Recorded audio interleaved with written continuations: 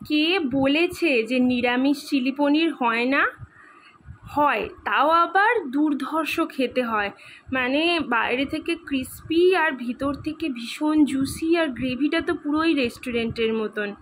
নমস্কার বন্ধুরা, cooking with আশা চ্যানেলে তোমাদেরকে স্বাগত। আর আজকে আমি তোমাদেরকে দেখাবো নিরামিষ চিলি পনির রেসিপি, যেটা তোমরা যে কোনো নিরামিষের দিনে বানিয়ে নিতে পারবে, পুজোর দিনে বানিয়ে নিতে পারবে খুব সহজেই বাড়িতে, একদম কম সময়ে, আর ভীষণই টেস্টি।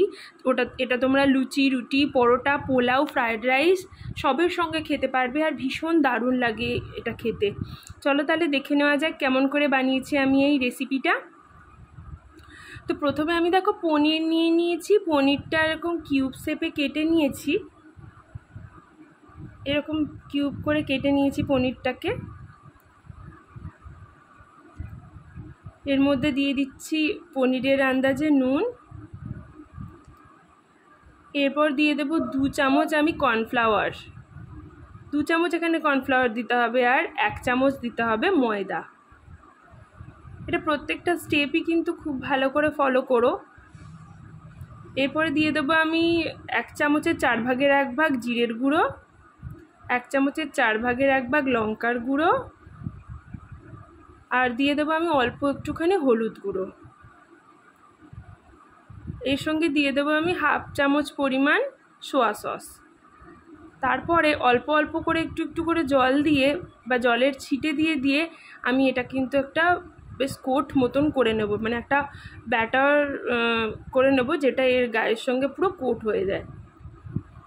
ঠিক দেখো এইরকম দেখতে হবে, মানে পুরো মানে যেইটুকুনি ব্যাটারটা হয়েছে সেটা পুরো পনিরের সঙ্গে কোট হয়ে গায়ে লেগে থাকবে। এরপর আমি গ্যাসের মধ্যে কড়াই বসিয়ে তাতে রিফাইন তেল গরম করতে দিয়ে দিয়েছি। তেলটা গরম হয়ে গেলে একটা একটা করে পনিরের টুকরো এইভাবে দিয়ে দিতে হবে। তো সবটা আমি একেবারে দেবো না, হাফ হাফ করে ভাজবো। আর কড়াইয়ে এটা দিয়েই প্রথমে কিন্তু উল্টানো যাবে না, কিছুক্ষণ সময় রাখার পর তারপরে উল্টাবে, নইলে কিন্তু কোটিংটা খুলে যেতে পারে। আর একটা বেশ সুন্দর ব্রাউন, বেশ গোল্ডেন ব্রাউন করে ভাজতে হবে, তাহলেই কিন্তু এটা গ্রেভিতে পড়লেই বাইরে থেকে অসাধারণ একটা কনসিস্টেন্সি তৈরি হবে, যেটা বাইরে থেকে হালকা ক্রিস্পি আর ভেতর থেকে জুসি হবে। স্টেপ বাই স্টেপ আমার রেসিপিটা পুরো ফলো করলেই তোমরা বানিয়ে নিতে পারবে এরকম দারুণ টেস্টি একটা চিলি পনির রেসিপি। তো দেখো এটার উল্টো দিকটাও এখন হয়ে গেছে, এখন এটা কড়াই থেকে আস্তে আস্তে তুলে নেব। এগুলোকে না তোমরা পকোড়া হিসেবেও খেতে পারবে, দারুণ খেতে লাগে কিন্তু এই পনিরের পকোড়া। এই দেখো তুলে নিয়েছি একটা স্টেপ, আর একটা স্টেপ আমি কড়াইতে দিয়ে দিয়েছি। এগুলো তোমরা পকোড়া হিসেবেও খেতে পারো। আর একটা দিয়েও এইভাবে কিন্তু গোল্ডেন ব্রাউন করে ভেজে নিতে হবে।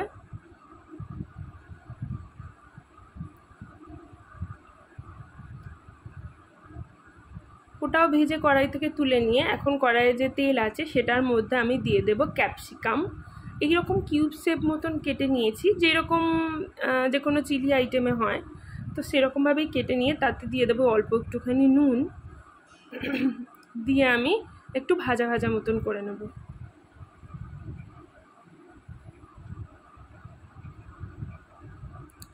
গ্যাসটাকে লো ফ্লেমে দিয়ে আমি এটা একটু ভাজা ভাজা মতো করে নিয়েছি।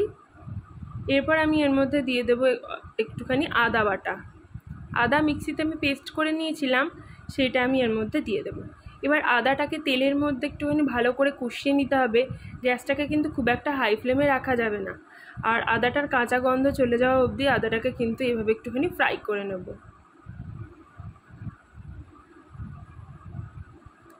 এরপর এর মধ্যে দিয়ে দেবো আবার একটু জিরের গুঁড়ো, দিয়ে দেবো লঙ্কার গুঁড়ো, দিয়ে দেবো অল্প একটুখানি গোলমরিচের গুঁড়ো। সব মশলাগুলো দিয়ে আবারও আমি একটুখানি গ্যাসটাকে লো ফ্লেমে রেখে তেলটার মধ্যে একটু ফ্রাই করে নেব।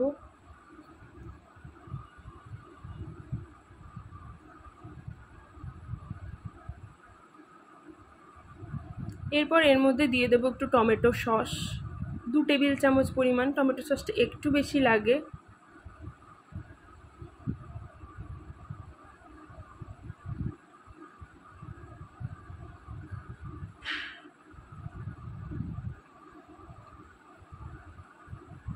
টমেটো সসটা দিয়ে আমি দিয়ে দেব 1 চামচ পরিমাণ সয়া সস।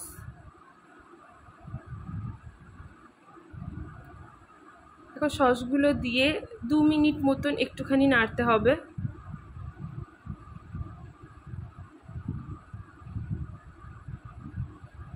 এরপর আমি দিয়ে দেবো আবার আরেকটুখানি লঙ্কার গুঁড়ো আর 2টো কাঁচা লঙ্কা চেরা। তো এই ঝালের পরিমাণটা তোমরা তোমাদের আন্দাজ অনুযায়ী দিও।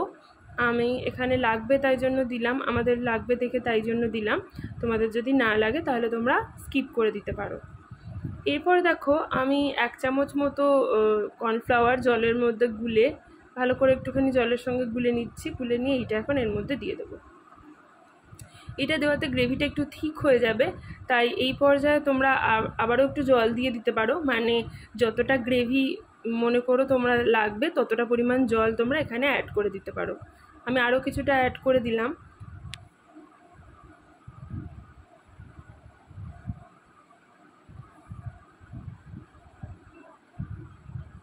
এবার ঝোলটা ফুটে উঠলেই দিয়ে দেবো আমি ভেজে রাখা পনিরের টুকরোগুলো।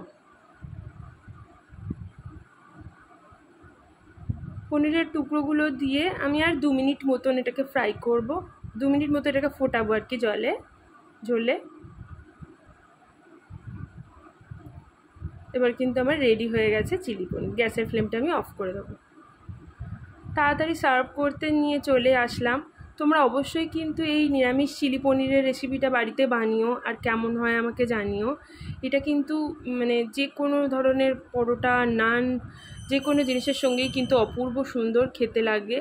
আর নিরামিষের দিনে তোমরা এটা খুব ইজিলি বানিয়ে নিতে পারবে, খুব টেস্টি লাগবে সবাইকার খেতে, সবার খুব আনন্দ হবে। কারণ নিরামিষের দিনে তো একটুখানি খেতে অসুবিধাই হয় মানুষের, তো এটা খেতে কিন্তু ভীষণই ভালো লাগবে।